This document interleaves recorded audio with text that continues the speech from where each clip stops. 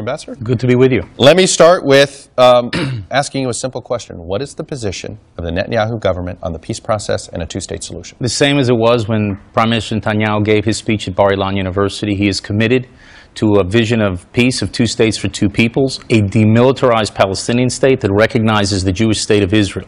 What has changed is the circumstances over the last few years. You just talked about with Andrea what is happening in the region and the collapse of all these states in the Middle East, in Libya, in Yemen, in Syria.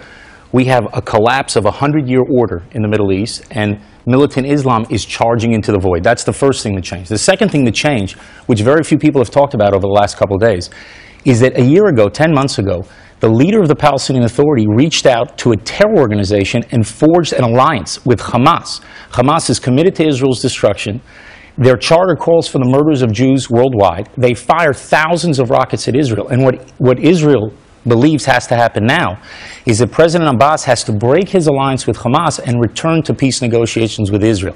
If that happens and we can solve the problem of Israel's legitimate security needs, then we can get back to the peace table. So you'll deal with Abbas. The Netanyahu government will deal with Abbas, even if he's not speaking for the entire Palestinian people, because that had been one of the critiques before, that, well, he only really runs the West Bank, Hamas runs Gaza. You can't negotiate this just with one That party. was not the Prime Minister's critique. The Prime Minister has been negotiating with President Abbas. Okay. He was willing to do it until a year ago when Abbas made this deal. Why did the peace process collapse?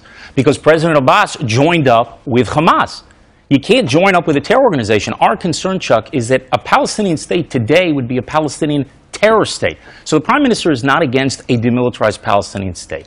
He's not against, and he hasn't retracted in any way his vision that he laid out at Bar-Ilan University 6 years ago in 2009. What he's against is establishing a terror state on the West Bank which would create not another Gaza, but 20 Gaza.